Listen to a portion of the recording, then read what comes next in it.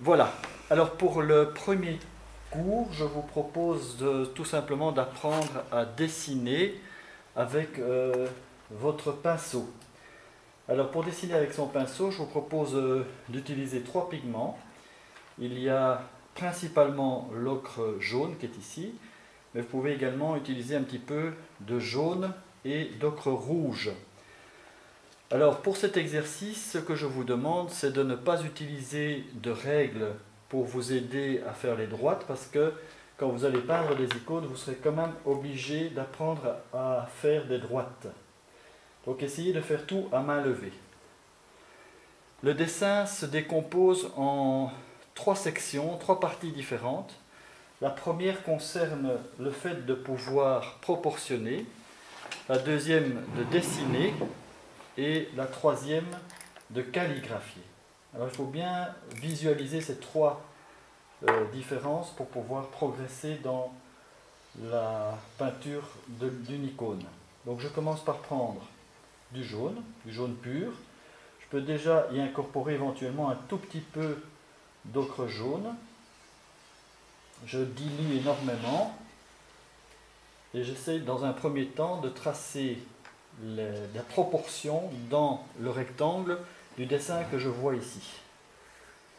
Alors au départ, c'est pas très grave si mes traits ne sont pas au bon endroit, puisque comme ils sont d'un jaune très très clair, ils ne vont pas m'empêcher de faire un travail propre après.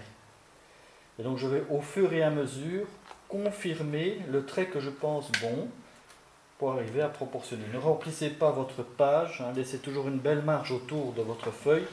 Comme ça, si vous le mettez en peinture, ça va aussi permettre d'éviter à la feuille de gondoler au moment où vous ferez les flaques.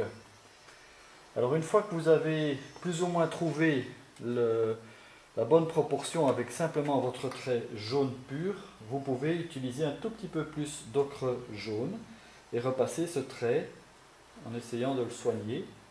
Voilà. Ici je vais un petit peu corriger parce que je trouvais que la marge ici était un peu trop importante. Voilà. Et voilà le troisième trait au-dessus. Et enfin ici en dessous. Voilà plus ou moins la proportion du dessin que je vais reproduire. Alors après, vous devez essayer de dégager les grandes formes qui se dégagent donc de ce petit paysage ici. Et vous utilisez la même technique, c'est-à-dire vous prenez le jaune pur et vous essayez de dégager les formes pour pouvoir composer votre petit paysage.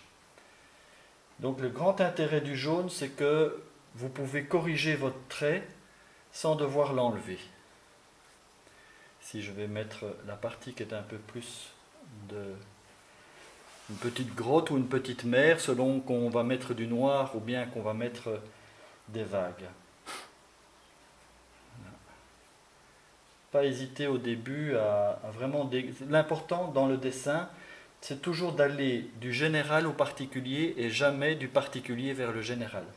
C'est-à-dire si vous n'avez pas d'abord défini les grandes masses qui vont occuper l'espace de votre dessin, eh bien ça ne sert à rien de rentrer dans le détail. Il faut d'abord essayer de rectifier les proportions. Alors quand j'ai fini de le faire avec un premier trait au jaune, je corrige mon trait en mettant simplement un pigment ocre jaune qui est donc un petit peu plus foncé et je commence peut-être à corriger. Par exemple, je trouve qu'ici je n'ai pas gardé suffisamment de vide, hein, j'ai déjà un petit peu trop rempli, donc je vais essayer de me ressaisir. Je corrige, regardez aussi que j'essore toujours mon pinceau pour être sûr qu'il ne met pas trop de pigment. Voilà, comme ça, hop.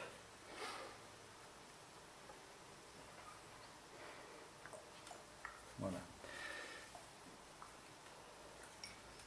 Alors, quand vous avez fini de proportionner, sachant qu'ici pour un paysage, ce n'est pas tellement important évidemment, les proportions peuvent être un peu différentes. Ça va être beaucoup plus important au moment où vous allez faire des visages, des expressions, où là le détail d'une proportion peut vraiment changer la nature d'une expression. Quand il s'agit ici d'un petit paysage, comme ça, c'est pas très grave si vos rochers sont un peu plus étroits ou un peu plus larges. Hein. Donc ne vous en faites surtout pas au départ. L'important, c'est d'aller plus ou moins vers la proportion du modèle, mais ce n'est pas non plus tellement grave si vous modifiez un peu les proportions de votre dessin. Mais au fur et à mesure, bien sûr, de votre apprentissage, vous devez pouvoir progresser dans la capacité à pouvoir reproduire les proportions le plus juste possible. Parce qu'une fois qu'on est sur une grande icône et qu'on veut par exemple modifier ou ajouter un personnage, ben, il faut que ce personnage s'inscrive bien sûr dans l'ensemble de l'icône. Voilà. Alors, quand vous commencez à dégrossir votre travail, progressivement, évidemment, vous allez devoir maintenant l'affiner et faire tous les détails que vous voyez apparaître. Vous voyez que les grandes masses sont déjà dégagées. Et je vous montrerai après, quand vous avez fini le dessin, comment on peut passer alors à la calligraphie. Voilà, alors maintenant, quand vous avez dégrossi votre dessin, ce qu'il faut faire, c'est la calligraphie. Alors quand je parle de calligraphie, je ne parle pas d'éventuellement le titre qui est indiqué, mais je parle bien de la calligraphie du dessin lui-même. Alors pour la calligraphie, vous devez choisir un pinceau avec lequel vous vous sentez particulièrement à l'aise, qui doit être suffisamment en poil doux pour pouvoir prendre beaucoup de liquide, pour pouvoir faire un trait qui soit bien opaque. Et vous devez aussi avoir à côté de vous une feuille sur laquelle vous faites un premier essai avec votre pinceau pour vérifier que la densité de votre pigment est bonne. Une fois que vous êtes sûr d'avoir la bonne couleur, la bonne densité, alors à ce moment-là, vous pouvez reprendre votre dessin, mais ici vous ne pensez que à la beauté du trait. Par exemple, vous réfléchissez bien, est-ce que je vais faire un trait un peu arqué? Alors c'est vraiment comme une écriture. Vous pouvez d'ailleurs faire en général les mêmes traits dans le même sens en même temps. Voilà. Vous ne faites que reprendre votre dessin, mais vous soignez l'exécution. La calligraphie permet de résoudre beaucoup de problèmes de dessin dans l'iconographie. Donc certains qui ont des carences pour le dessin peuvent largement récupérer une qualité grâce à la calligraphie. Bien observer évidemment votre modèle, mais en même temps vous devez vous sentir libre parce que plus important que votre modèle, ce sera la qualité d'exécution de votre dessin.